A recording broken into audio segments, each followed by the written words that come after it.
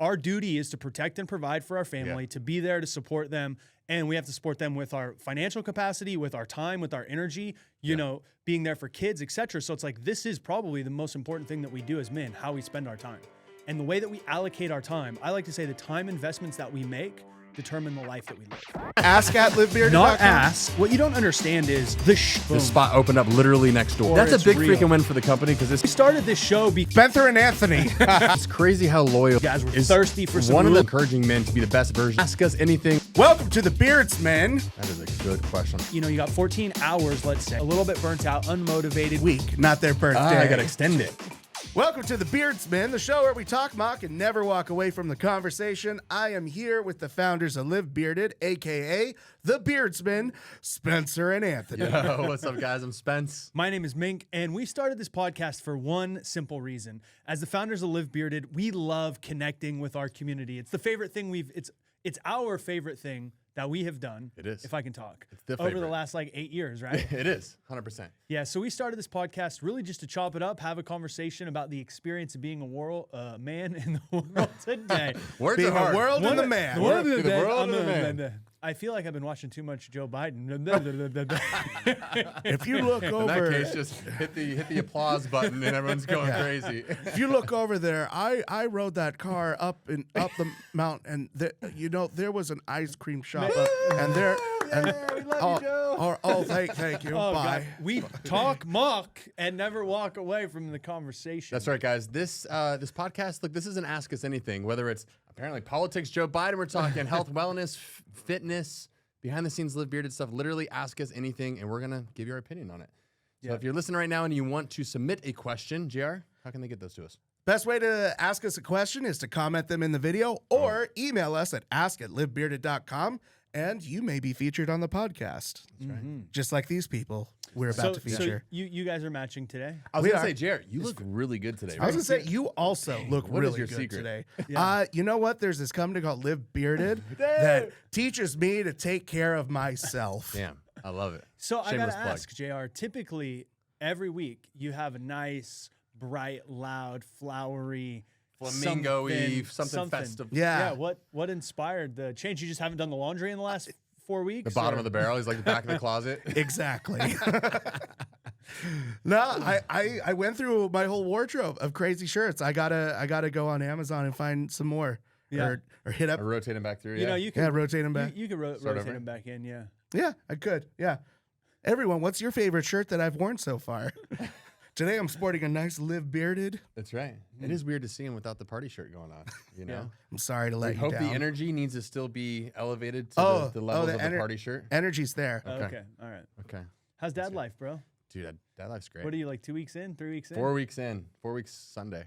Oh, shit. Okay. It's honestly it could be 2, it could be 3, it could be 6. It is just kind of a blur. It's like they start to kind of blend in together. But Happy 1 month anniversary. Woo! Dude, he's a stud. Yeah, it's cool. He's starting to sleep. As joking, I was like, dude, he got 4.5 hours straight. It felt like forever. I'm like, You're so woke excited. up at 2 a.m. Like, he got 4.5 hours. Should I get up? Like, I feel great because the first couple of months it's like 2 hours here, an hour and a half there, 3 hours there. 4.5 was solid. But yeah, he's good, man. Mama's good, baby's good. Your body is acclimated to the loss of It is sleep. amazing how the body can adapt, right? You think about acclimating to staying up later, waking up earlier. After you get kind of into that repetition through a few weeks, new habits are formed, and the body just kind of acclimates. Yeah. Yeah, I've been a little bit frustrated with myself because coming back from Australia, my sleep habits have not been great. Not as early? No, man. I was like, I could not go to bed early, and then I could not wake up early, and I was getting fucking pissed. Yeah, how do you deal with that jet lag? So now I feel like Go back to Australia. No matter. All right, guys, I'm out. See you guys. You don't got to tell me twice.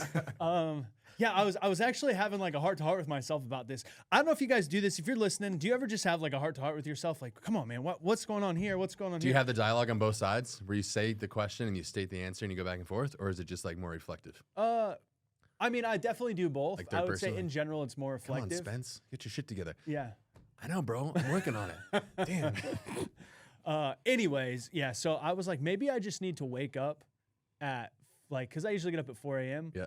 Whether I'm on vacation or not, I think I just want to start waking up early. Maybe not 4 a.m., but try to keep the habit the same because it's, you're right, your body adjusts so quickly. Yeah. And you go, if you sleep in to different times, go to bed at different times, it like took me longer than I wish it would have. Well, it's to like if get you go on back into a vacation routine. for a week or whatever, like your body's not going to acclimate. You probably can bounce back. But Yeah, if you're yeah. gone for 2 weeks, 3 weeks, whatever, then you get into that new rhythm, and it's hard to correct. So And then you leave it, and you come back, and you have to fucking bounce redo it back. again. Ah. Yeah. Yeah, you know what? So I came in hot this morning, and I want to talk about something that really bothers me about driving to live bearded, and I'm sure Oh. everyone deals with this. Okay, Morning commute. the morning, yes, it's exactly the morning commute. My plan was to come in at like 8 a.m. today, like get to the office at 8 a.m. and just like do, just get things ready, Yep. be a little bit more prepared. And for whatever reason, whatever time I leave my house, I can only get here like 5 minutes before. Because the earlier I leave, the more more traffic. cars. Yeah. And so traffic just is slow from my house. If I leave at 8 a.m., I will get here at 8:58. And it only takes me like 18 minutes to go from my house to here With no without traffic. any traffic. If I leave my house at 8:50, I still get here at like 9:02 or something like that. It's like, Yeah, you got to optimize that window. It doesn't make sense if people are trying to rush in, and it's like you leave an hour early to sit in traffic or stay home. Yeah. And get here at the same but time. if I leave at Or- 7:30, I get here at like 7:50, which is like crazy early. You stay up super late. I do stay You said up you were super like late. looking at something like 2 a.m. last night. Is that normal? Oh yeah. I Yeah. I sleep good. But Yeah. like, I need Stay like late. 4 or 5 hours. I stay up Yeah. late, I work, I do other This stuff. is totally not relevant to the audience listening, but No. speaking of next week, we're going to start the podcast at 10. We're gonna start at We're 10. We're going to start Yeah, we're changing. pushing We're back. going to push it back to 10 because I'm changing my schedule up. So I'm going to start working at 5 a.m. I'm going to wake up and just like start working at my house from 5 a.m. to 8 a.m. And then I'm going to go to the gym from 8 a.m. to 10. And then I'm going to come here. That is Trying to wonderful news. re-optimize. I, I don't need to fight the morning traffic to get here 3 minutes earlier than I normally do. Oh, that's great. Yeah. So I was going to ask you if you wanted to do it, but it sounds like you're already in. Oh, I'm in. I'm in. So- All in.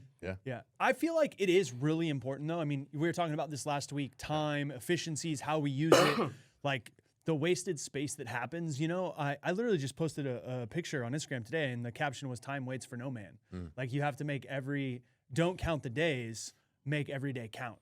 And I'm definitely going through this, and we've been talking about it Yeah. behind the scenes, but I feel like the more obligations we have as a man, whether it's family, business, career, whatever, the more ruthless we have to be with what we give our time and attention 100%. to. It's super cliche, but everybody has the same amount of time. But some people are fucking multi-billionaires like Elon Musk and Jeff Bezos, and other people are homeless. And we all have the same amount of time. Now, obviously, we're all dealt different hands. We got different, circumstances, situations, etc. But at the end of the day, the one resource that is finite, that everybody is limited to, is the same amount of time. And ultimately, how we invest that time is going to determine what we can reap in terms of like 100%. the rewards. Yeah, having a kid has brought that like front and center, right? We've been chatting about this a lot. It's like I'm now having a kid that I am responsible for, and I want to be a very intentional, present father, which means if I'm saying yes to that, I have to say no to something else. Yeah. And so for me, hyper focus on efficiencies. If I can eliminate a commute, so I'm building a home gym, if I can eliminate 30 minutes of back and forth, I just bought 30 minutes back in my day by working out of the house instead of going to the gym. Being like ruthless to these every little 5 minutes, 10 minutes, 15 minutes, because they stack up over time to create that space to say yes to the prioritization of things, right? Yeah. And so Yeah. super focused on that. Turning this into like a little bit of a value add for the audience, guys, I do think how we focus our time is the most important thing we do. And there's this guy I really love. His name's Naval Ravikant, and he's the first person that I've ever heard say this. And he said, like poor people ruthlessly spend their time to save money, and wealthy people ruthlessly spend their money to save time. And then he said, you should assign yourself an hourly rate. So if you make $50, $100, $1,000, $10,000 an hour, whatever it is, based on where you're at in your business career or in your job set. And if you let's just say for simple terms, you make $50 an hour. But if you're spending your time doing tasks that are $25 an hour tasks, you're losing $25 an hour. And you could hire someone to do that $25 an hour task, save that $25 an hour, and go work at your full rate of $50 an hour. Yep. And you actually are better off from the standpoint of productivity. Yes. It'd be a net zero instead of a net loss. And I think, it's interesting. Like I was talking to a friend recently, and she was telling me like, oh, like I'm gonna go do like the lawn, and I was like, well, why are you doing the lawn? First off, like you do very well. Why would you waste your time doing that? She's like, oh, I just love it, and I was like, okay, that's fine, but like you spent an entire day doing the yard. Like, don't you think you could spend that time doing, you know? And it's just so some people get attached to this idea of like, oh, I can do it myself. I'm a man, or I know what to do, or I take pride in this. And it's like, yeah, sometimes that's great, but also sometimes you're just wasting the resource that you have and that you could direct in other areas. Yeah. And that equation works really well if you're directing it in other areas, right? If you're going to outsource and then pay someone to do something, but then sit on the couch and watch Netflix, well, then you're essentially paying them so you can sit and watch, which if you're resting and recovering, maybe that's valuable, but that works if you trade your time to then put towards actually executing on higher level things. Yeah, we're getting long-winded on this topic, but after I read that book, it's called The Almanac of Naval Ravikant, and he talks about this. I came home and I did two things. One, I decided like I'm not gonna cook anymore. Because as a single dude, like I go to the grocery store, I cook, I clean, I do the whole shit. It's like multiple hours a week, and it costs damn near the same amount of money to just go out every night and buy myself dinner as a single dude. So I literally stopped cooking and I eat out every night. Oh, and you factor in the time, the money, the worth of your time. Exactly. The worth of my, so the time to go to the grocery store, shop, the food that I buy, the stuff that I end up throwing out because I'm a single dude and I eat out once or twice because I'm going on out with friends or whatever. Like just the whole thing, I ran the equation and I was like, it's going to cost me marginally more to eat out every night, but I save all of the time. And then I hired a cleaner to do all of my laundry, clean my house, do all my shit, and I stopped doing anything. So like on Sundays, I used to wake up, do all my laundry, wash my bedding, do my chores, go grocery shopping, come home, meal prep, and I would spend most of the day 5 to 6 hours on Sundays. And then by the time, it's like the afternoon, I'm like, okay, now I can rest before the week. Now I don't do any of that shit. And like, I can just spend my time on Sunday chilling and getting ready for the week because I have such an intense schedule throughout the week. Just that one change, I mean, maybe cost me an extra like $300 to $500 a week. Yep. But just that alone, that the value of my time and the energy that I get back, it is priceless in a lot of ways. And sometimes we don't think about these things just because A, someone's never told us about it, or B, we've never thought that it's possible. But if you run the equation, I think it could be very valuable. Yeah, for sure. Absolutely. All right, I'm done with my tangent.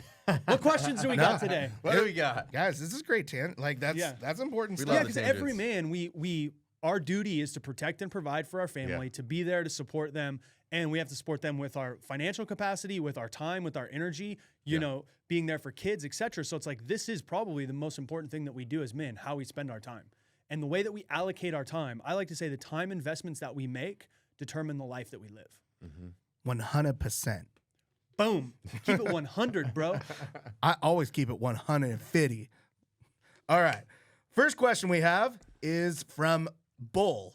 His name's Bull. Bull. Fucking Strong he's a like badass. Bull. Fuck Yep. His question is, it's a little bit of a DIY question. He's looking for some hacks with Live Bearded stuff, but he asked, is there any way to make a homemade spray from the oil or butter, maybe not as great as the ones you produce for the staple fragrances, but a reasonable substitute for nothing? So he essentially make it like our utility spray. Yeah, like he wants to make like a utility spray out of some like maybe our oils or our butters or something. The short answer is no, because it's we use raw essential fragrances in the utility spray, so it's a stronger potency than what you get in an oil, right? You can't just like So take the oil, put it in water, and shake it up. It could be diluted. It wouldn't be strong enough. So the short answer is no. If you're looking to just get some sort of like body cologne out of your butter and oil, my recommendation would be just apply the oil or the butter to your skin, right? It's really good to moisturize your skin. It's great for tattoos. You can apply it.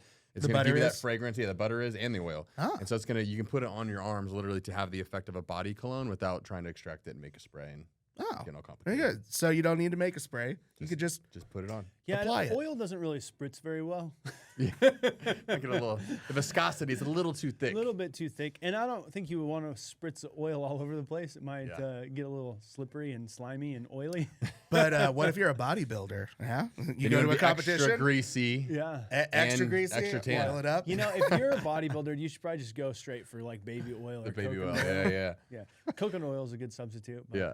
Yeah, I mean, I don't have much to add to that other than I use the oil as like a lotion for my arms and my chest. I'm a hairy dude. I've got hairy legs, hairy arms. I feel like when I use lotion, it kind of like just gets kind of like matted or like, I don't know. I don't like it. Yeah. So I just use the lotion or the oil. Works great. Granted, I have an unlimited supply of it, so I'm not too concerned. But it works really well for a Give it a try, body bowl, oil. see what Yeah. you think. Use it as like a body cologne. I like to use the oil just because it's thinner than the butter, and so it's not as greasy. Not quite as greasy. Yeah. I would start with the oil. I agree. Yeah. Any other useful DIY hacks that We one time we used may not beard know oil of? on a squeaky front door here at the office. The front and it works. Oh so my if you, So if you have a gosh. squeaky front door or back door, any door, just put Yeah. it on the hinges and Yeah. squeak's gone. Oil and butter works good in the hair too. Looks great in the hair. Yeah. Yeah. Like since I have long hair, I get like some flyaways, but like sides of the Yeah. hair that breaks, and so sometimes I'll just put like a little butter in my hand and just like put the sides down. It works out Oh. great. Yeah. Wow. Yeah. You My guys wife got- uses our mustache wax for her eyebrows. It's like a thing. Really? Legit. You put it in, combs it up, and like, because apparently big eyebrows, it's like a thing for women, right? And so and it's the like, you have to like comb it up too, you so put it has up that and raked the look. extra raked, big, Yeah, yeah. thick look. What is up with Little the mustache eyebrow wax. thing? Dude, it's I a don't- trend. It's just Yeah. a trend. It's Well, coming. but wasn't it like once upon a time Pencil, they were like, Yeah, thin? they had like super thin ones. They were like plucking them out, and now it's like the bigger the better. Just like everything, right? It's Yeah, coming yeah, in yeah. waves, and it'll be back Yeah. in style. Yeah. in another Now 20 everyone years. wants eyebrows like Eugene Levy, Just, Yeah. just the big, thicker, the thick bigger. Yeah. caterpillars. Not quite connected, but Yeah. almost. Yeah, Almost. not connected. They still want to. yeah. I don't know if a unibrow will ever Eyebrow's come probably into not gonna fashion. Come back. Maybe. Yeah. Never say never. Some weird shit out there is trendy. There is. So What is Anthony Davis Anthony on the Davis? Lakers? I want to say he tried to patent and trademark his unibrow to keep anyone else in the NBA from having a Yeah. unibrow. And he I'm like like, leaned I full don't in, and think people you're are telling fighting. him like when he made it right, and he got his big contract. People were telling him to just, like clean it up, and he's like, no, this is No, this is me. unibrow. Yeah. Speaking of random things, I saw The Rock finally owns the rights to the name The Rock. Oh, really? He never owned the rights to the name because it was What? like It a was WWE Oh. like trademark. So now he And I don't know owns- what happened, but now he's on the board of directors of the WWE, and like part of the negotiation of him like joining and like doing things Mm-hmm. was that he got to own the rights of The Rock. So now he's officially The Rock. I mean, Officially, I The guess Rock. this whole time he like technically couldn't call himself The Rock without the WWE's What a permission. phony this whole time. I know. that's phony. you know that kind of makes sense because Come I on, remember Dwayne. there was a time that he said he was Dwayne the Rock Johnson, and then all of a sudden that like kind of disappeared, and he was just Dwayne Johnson for a while. And I'm like, man, you spent so much time building that name, The Rock, and it's didn't even great. own it? Yeah. Yeah. Well, now he owns it. Yeah. All right. I think Good for Hulk him. Hogan had a similar situation to that too. Like he couldn't own the name Hulk because Marvel used it What's or his something. real name? I don't know. What is Hulk Hogan's real name? Yeah, no idea. Dang it! Now I have to look it up. I was trying to buy mink.com and someone owns it. I don't know. It's probably really, really expensive. But Four-letter word. Yeah. One day I'm like, mink.com. Mink.com. It's fucking great. Yeah, it makes sense. I need to get it. It's someone who has a mink farm and makes I mink know, coats. I don't know why that reminded me. One time, there was this kid when I was growing up. His name was Sean Bunting. I probably shouldn't say his name on the podcast, but whatever. Sean, if you're out there, I love you, bro. But this dude was a fucking asshole to me. He used to make fun of me all the time. He was like one of the biggest bullies. I love you, bro, but fuck you. No. And one day he like was talking to a bunch of people in the back of the bus, because I was like, I had to ride like the bus to school. It was like a 45-minute drive or whatever. And he's like, yeah, guys, I'm going mink hunting this weekend. He said it really loud so I could hear him. Yeah. He was like, a few years older than me. And I was like, Dad, he said he was going to go mink hunting this weekend. On mink hunting. Yeah. Fucking Sean. Hulk Hogan's real name is not what I expected. Not at all. Yeah, Wait, let's guess. Oh, you already know. I mean, see you Yeah, later. he could see it. Well, James. No, James is a pretty strong John. male name. No, Too strong. Oh, yeah, too strong. Let's soften the Ashley. name up. Get it Too closer. soft, too soft, but closer, much closer. His name is Terry Gene Bollea. Bollea. Terry. Terry. Nope. His name's Hulk Hogan. His Hulk Yeah, Hogan. his name is Hulk Hogan. His name's Hulk Hogan. Everyone. Yeah, great. Let's go to the next question. Let's do it. Question number 2. Yeah, question number 2 is from Chuck. Chuck asked, should I use conditioner every day so the brush doesn't damage the beard? Thanks. And then he signed off with his name there. Now, this brings up an interesting thing why I wanted to bring this question up. Should you not use your brush every day on your beard? Like, does that damage your beard? No. So you should. I mean, would you not comb your hair every day? I I mean, you can put a hat on, so maybe don't Yeah. answer that. If you were trying to style your hair, would you not comb your hair every day? Same thing. yeah. You know, we do have our combs are anti-static and wood, so it's not gonna you don't want it to catch and rip out, but there's no harm in combing your beard. Okay. Yeah. So that's a strange question Kind of a strange then, right? question. Okay, of a so strange question. I thought there might have been something unique hidden in there, but I was wrong. Just don't overcomplicate it. Use products. If you're going to go out, if you're going to be out in public, you want to look respectable, take care of yourself. Yep. And comb it up, wash it up. Yeah, oil here it at up. Live Bearded, we don't want to overcomplicate things, but comb your beard before you walk out the door so it's not spraying out. Right? Take 5 minutes to throw some product in and comb it out and make sure it looks presentable and smells good, it's clean. Yeah. Pretty straightforward. But Would you yes, recommend using conditioner every day, like using the beard Yeah, conditioner? you definitely can. It's all natural. It's good for you. It's good to condition. A lot of guys will actually condition daily and wash like every 3 days because washing will kind of strip the oils out. Conditioner puts the conditioning back in. Ours is natural, so you can do it every day without damaging. But Okay, that's good to know. so that's maybe helpful. But Yeah. I would condition every day for sure. And that also depends like how long is your beard, how sweaty are you getting. Takes a little common sense there. I get super sweaty at the gym every day, so it's like I'm gonna wash my beard. Clean it, Dude, make you sure it get gets- sweaty just standing I'm around. sweating right now. I know. The lights are bright. No, I'm We just do our Monday morning meeting, and I'm just like, Spence is already like kind of sweating. I don't know He's what it just- is, but I've just always been a sweaty kid, and I don't know if it's just like a I don't think it's a hyperactive thyroid or anything. Nothing medically wrong, but like have you ever just tested your body? I mean, obviously you test your body BMIs. temperature. Yeah, Like, my 'cause- temp runs on the higher end, but Yeah. it's like high natural. yeah. So normal. my body temperature, I don't sweat that much at all, and Yeah. my body temperature is like 97. Okay. Point like 8. I think 98.8 is the normal Yeah. temperature. 98.6. 98.6. Yeah. So mine is in the 97s, and I don't know if that has any relation to it, but it's always been a little bit low. I tested mine the other day because I was feeling a little under the weather and I wasn't feverish, and it was 98.4, so it was like right in the sweet spot. So I don't run super hot. It's like Yeah. I'm like 99 plus, but I'm a sweaty dude.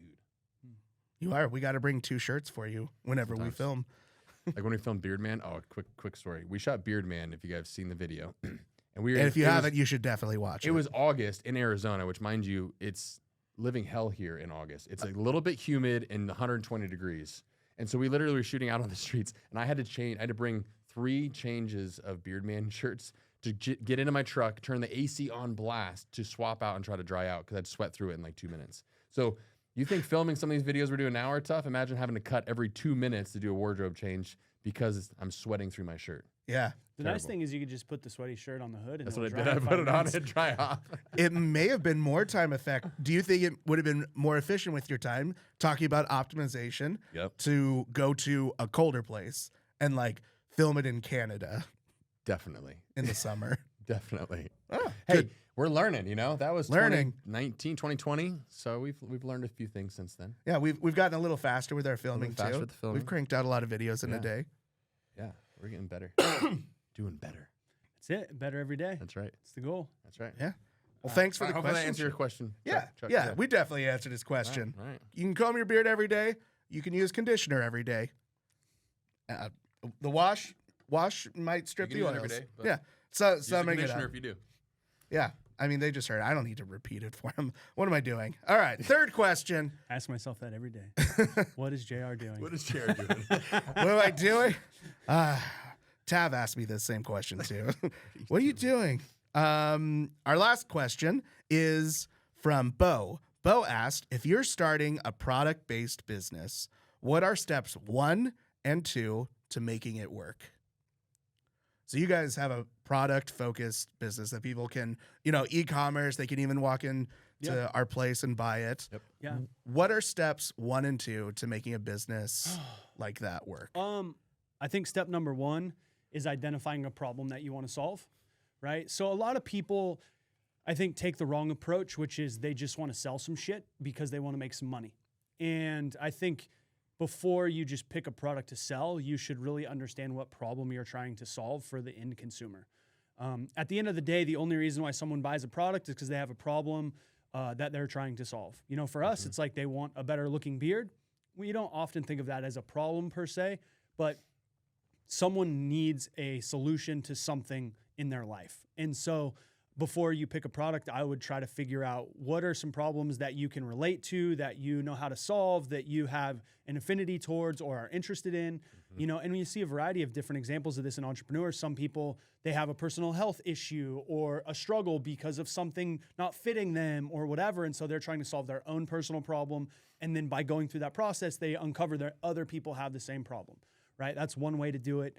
Or again, just looking in the marketplace. If you want to start a business and you don't have a particular affinity or interest in any specific thing, then I would start looking at, you know, what problems exist in the world, reading forums, researching, learning, etc. So step one before you start any product business is really identifying a product or that's going to fulfill a need that currently exists or a need that is existing that needs to be solved, and then you can find a product for that. So I'd say that's step one, is just really understanding where the gap in the market is. Yeah, find the problem. Yeah. Find the thing that everyone is having a headache over, like rush hour traffic, right? Yeah.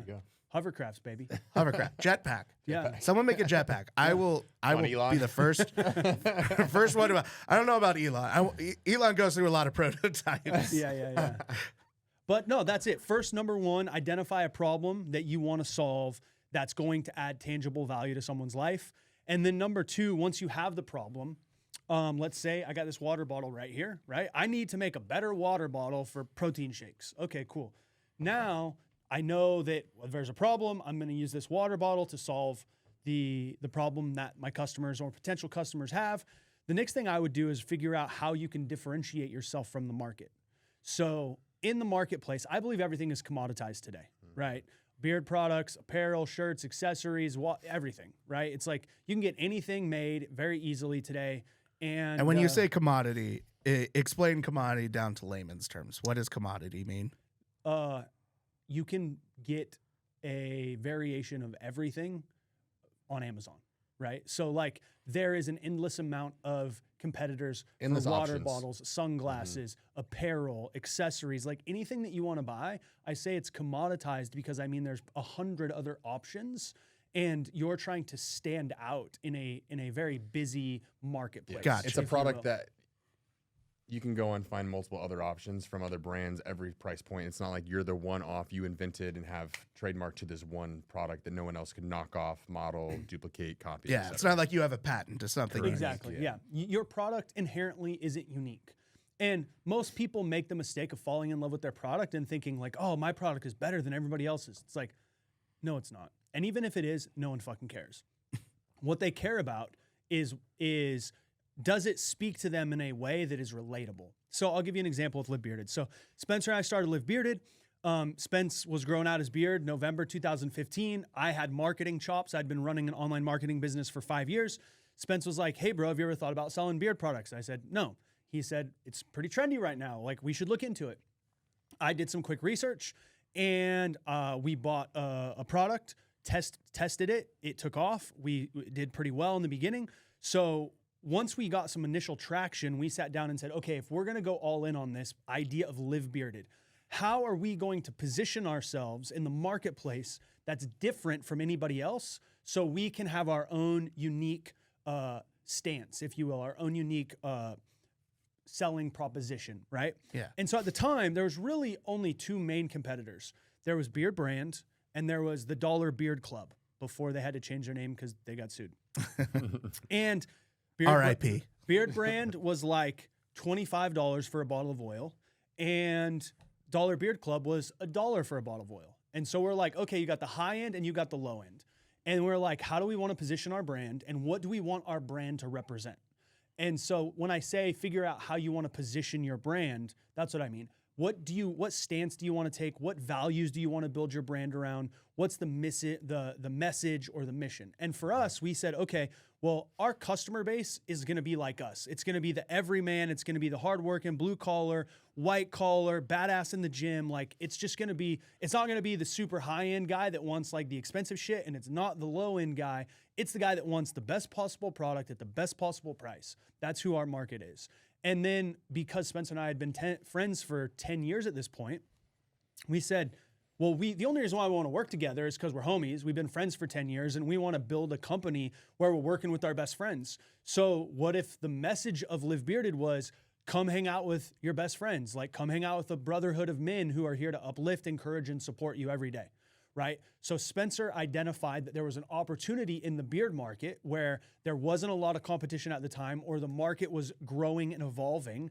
And he said, I think there's an opportunity to enter this market and find or create a better product that currently exists. Right now, you got this expensive one or you got this cheap one, but there's not a lot of good options in the middle. What if we became that like really great option in the middle? So that was the idea of the brand. Okay, cool. The problem that we're going to solve is we're going to be the best possible product, the best possible price for Beardsmen.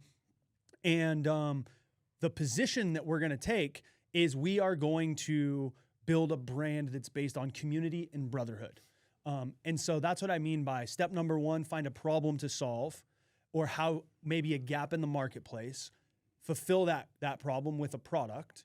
And then step number two is find a way to position yourself unique or different in the current marketplace or existence of competition so that you can try to stand out.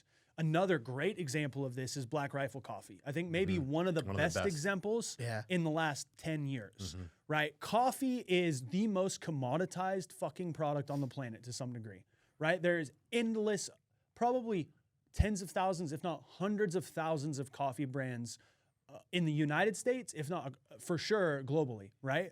And so here's a company that came out and they said, we're going to be Black Rifle Coffee Company, and fuck you. If you don't like who we are, if you don't like guns, fucking America, guns blazing, fucking all the things, right? Didn't hold back. Did not hold back. And that was their position in the market. So they said, hey, coffee is a commodity, but everybody loves it.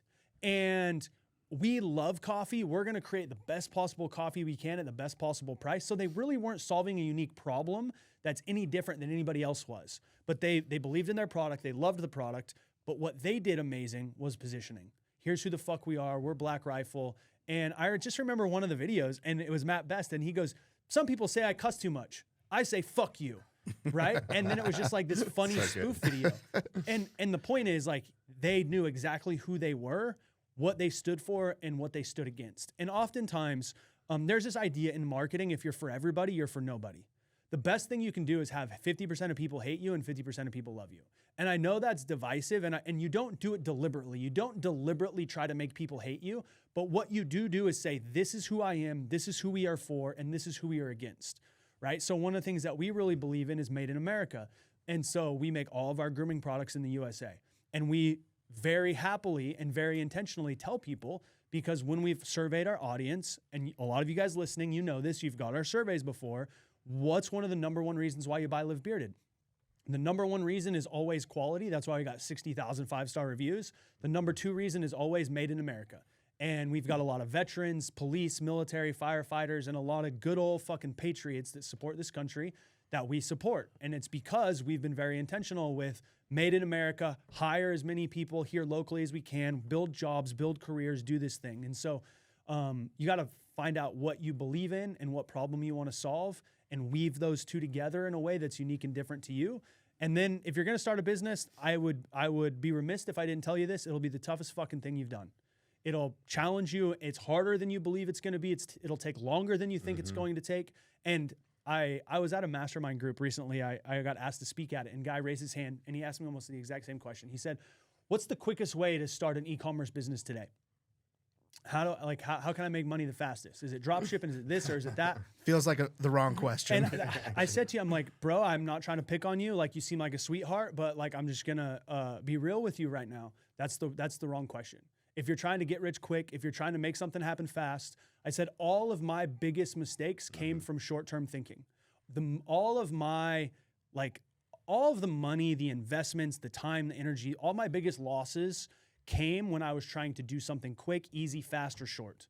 And business is a very, very difficult endeavor. There's a lot of competition. It's cutthroat. It's 24 hours, 365 in a lot of ways, especially if you're selling online. And I just believe it'll be one of the hardest things you do. And if you're going to commit to it, and one of my mentors, a guy by the name of Patrick Bet David, Spencer and I are in a coaching program with him. We get to talk to him every month. He said, choosing to be an entrepreneur is choosing psychological torture. because there's always something that can go wrong. There's always external circumstances that we don't have any control over. We are supposed to have a big product launch. This is a little sneak peek behind the scenes. You heard it here first. Spoiler alert. We have been working for over 2 years to bring back our deodorant. We launched a deodorant formula. It was amazing. We got amazing feedback. There was some supply chain issues around the COVID stuff. Some stuff went out of stock. We couldn't get it back in stock. We had to change manufacturers. Fast forward 2 years, we haven't had the product, right? We finally get the product. We retool everything. We get a new manufacturer, a new formula. We're fucking like, we can't wait. It's here. It's fucking here. They say it'll be there end of January. I'm like, hey, Pete, what's the update on deodorant? When's it going to be here? Oh, let me find out. He gets back. He hears back from the manufacturer. Oh, sorry, we fucked up. It's going to be another 2 months, 3 months. Oh my gosh. So we're like, there's nothing we could do. It's always something. We built a whole marketing calendar around launching this. We're getting hyped up about it. It's a new product back. Our customers been asking for it for years. Yeah. So why do I give that example? Because shit always goes wrong. It'll be the hardest thing you have to do. But on the other side of the psychological torture, if you stick with it long enough and you solve enough problems and you endure enough brain damage, then ultimately you get to a point where you can build a business that's really beautiful. And that's what we've done. We've been playing this game for 8 years. It starts out as an idea. It starts out as a dream. You have to have a compelling vision, something that drives you forward. But you also have to understand it's going to be a very long and hard road.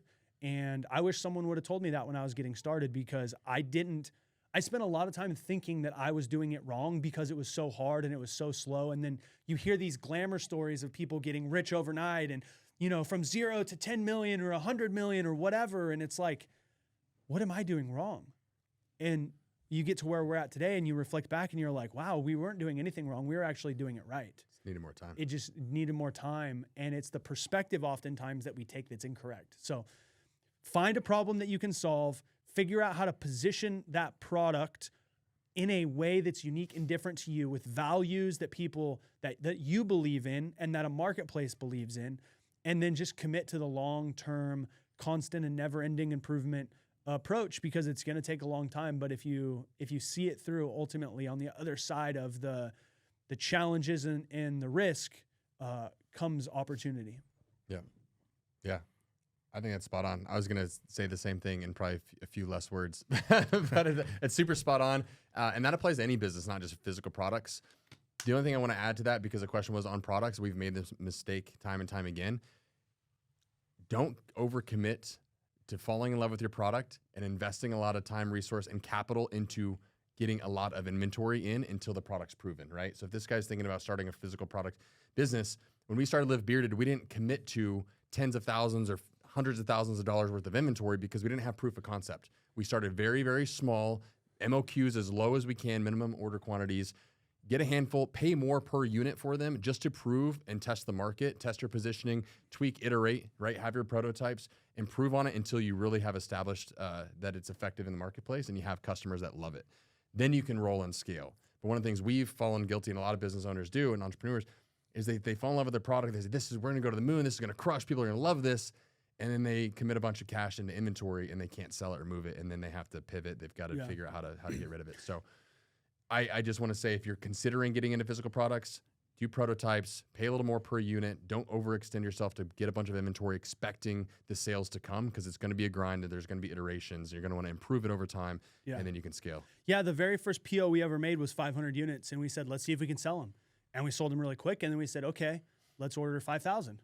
We sold the first 500 really easily, and I had a lot of marketing experience, so I knew what I was doing in the beginning. The other thing I'd add to that too is I love talking about business. I could talk about this all day, every day. I think business. I feel like I'm getting a sermon right now. I want to hit the organ for you guys. Business is the game of life. In the world we live in today, everything that we use is sold from someone to someone for something. There's nothing in the modern world that is not part of the commerce experience. So commerce is the game of life. Sometimes your customers will tell you what they want, and then they won't buy it. And so this is where this makes the whole product game even more difficult. And, just using us as an example, if you guys listen to this podcast and you ask us business questions, you're going to get behind the scenes things. We spent years, 3-4 years, developing a body care line of product that is fucking phenomenal. World class. Best in the market. And maybe we overdeveloped it. We probably created formulas that were too good because the price point is high because the ingredients and what we made is fantastic. And everybody we serve at our audience are like, we want hair wash, shampoo, conditioner, body wash, deodorant. Like we want all these things. So we ask our audience what they want. They tell us, and then we went and made it. And now, like body wash doesn't sell as well as we thought that it would. And to Spencer's point, we bought a lot more inventory in the beginning than we need. And with our sales velocity, it's like, typically we try to have 5 months, 6 months of inventory. Yeah, like now we have 3 or 4 years of inventory on some stuff. So go buy some body wash, guys. And it's like, guys, if you want a great deal on body care, Live Bearded has got it. Yeah, I mean, this is just the real bullshit behind the scenes. It's like sometimes you make, even other people will tell you what you want, and then you overcommit to things, and then you realize, oh, maybe they were just. It's easy to say I like it. It's another thing to take out your wallet and buy it, and so. It's a game. It's challenging. It's difficult. That's part of going back to you saying it's be the hardest thing you've ever fucking done. We've made this mistake, heavy financial mistake, 7 years into the business. Yeah. So it's not like we made that mistake. We actually did it right on the front end. And then it's like you get caught up. There's momentum. There's energy over expectations of forecasts. And it's like that's part of the process. Things change. Markets change. And it's like that's part of the beauty of business is you get to learn from it. You get to problem solve and figure it out and keep moving and tackle the next problem that comes up. Yeah. All right, that's all I got to say about that. That's amen. Amen. That's 3. Yeah, that is 3. And that is a great time for us to get into our Do Better Dude of the Week. Yeah, guys, if you're listening and you haven't heard before, we like to call out and feature a Do Better Dude of the Week, somebody out in the world just doing amazing things for his community. And we've got somebody I'm sure good. I actually got a sneak peek of the headline, and I'm a little confused, JR, at what we got going on. Oh. So I'm excited. Yeah. I mean, this is a very clickbaity title. I'm going to read it, and you will think one thing, or you're going to think of something, and then you're going to wonder, why is this a Do Better Dude segment? Mm-hmm. And then I'm going to explain it, and then it's going to get more confusing. You're going to have more questions, and then we're going to talk about the Do Better Dude at the end of this story and examine it and just be like, what kind of man is this? So here's the headline. I'll be sure to link it in the video description, so check it out there. But the headline is, woman divorces man after his traumatic brain injury, and now her husband helps her care for him. So what comes to mind with that headline, Mink? I kinda primed Spencer already with it. What comes to mind, though, for you guys with this? So she leaves her husband, who has a brain injury. Traumatic brain injury. Remarries, and then now her new husband is helping her support her ex. The first words that came to mind I probably shouldn't say out loud. Yeah, I'm going to censor myself on that one. Yeah, it sounds... It is a little... Sounds weird. Like, sounds... is this... Yeah, what? Yeah. Exactly. Right? She left her husband with brain injury? It's a and very... now she's back helping, and her new husband's helping her help him? What the fuck? So, let me... All right, unpack it, JR. Setting us up. This is like... I am. I'm pulling up the story now. Okay. So... Chris Armstrong and Brandon Smith met each other back in high school. They were 15 in high school, junior, it doesn't matter. They met when they were 15 and 16 years old. They were high school sweethearts. They get married. They're married for a couple years. Chris's husband, Brandon Smith, gets in a terrible car accident. Horrible. Okay. All right. He's left with permanent brain damage, and he's just unable to function. And Chris steps up as the wife and takes care of him. However, she realized that through that marriage that they had, she was unable to have a family with him. It wouldn't be something that was possible. So after about 5 years,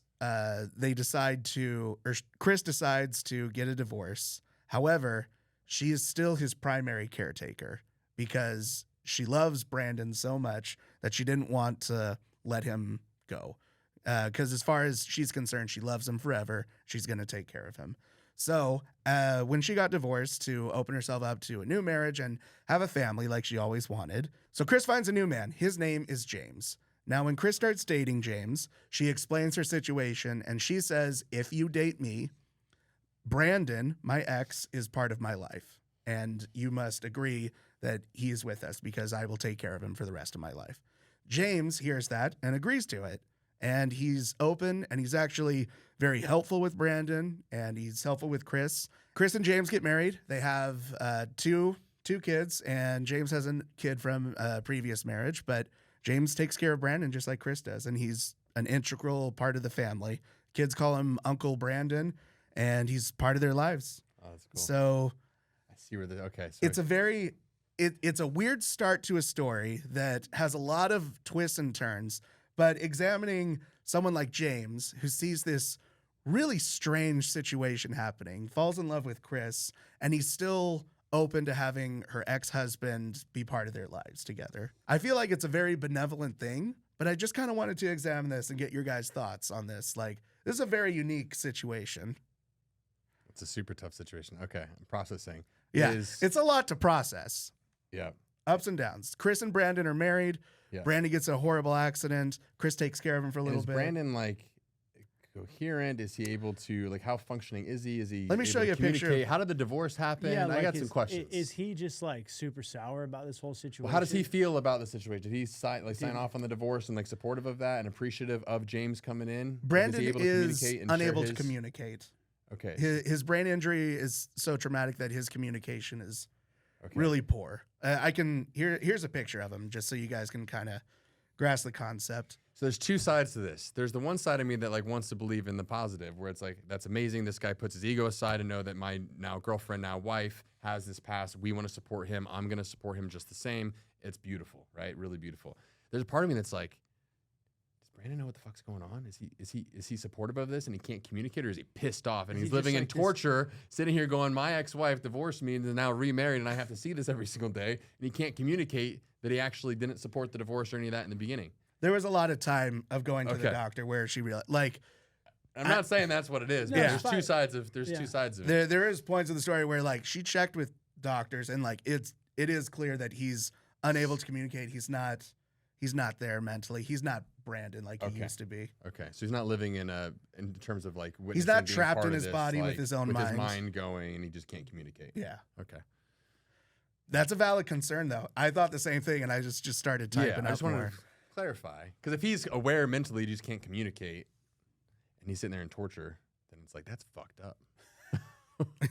Yeah, Poor it is. Poor bastard has to now live with his ex-wife, and James coming into his world. Anyways, if that's not the case, then it's positive, it's beautiful. No, I think it's cool. I mean, look, it's interesting when you meet people and they've got past, they've got previous kids and whatever. It's like, do you accept them and who they are in their lives and show up and maybe it's different than the story that you told yourself on who you wanted to meet and what you expected that to be. But if you trade that expectation for appreciation for that relationship, and that love and connection is strong enough to come in and accept that, and that's a beautiful thing.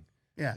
And I think looking at it like that idea of like mixed families coming together, Yeah. like kids from different marriages coming together, it's kind of the same thing when you think about it. Brandon definitely. is a person from a previous marriage who is still part of her life, and James was open to that. He's like, yeah, I understand. My advice to that is, in this situation, this is obviously a very unique situation, but in any situation would be to fully go into it, not holding any resentment back at all, because any fraction of resentment towards that situation will just increase over time and just create a wedge that's going to be like unforgivable or have some sort of explosion down the road. So if James is, which it sounds like, is like fully, I'm all in 100% on you, you're important enough for me to accept this and go into it willing to support that genuinely, then yeah, that's a beautiful thing. Yeah. I agree. Interesting story. Super right? interesting. I thought you were going Jerry Springer on us I for know. a I minute. was like, where's Right? this Well, guys, thanks for hanging out with us today. Every week we like to get on here, talk, mock, but never walk away from the conversation. And if you have any questions, what do? You email us at ask@livebearded.com or comment in the video below. Yeah, we're here to just answer your guys' questions, talk about the experience of being a man in the world today, and have some fun along the way. So if you guys need anything, let us know. Until next time, Live bearded! Duh.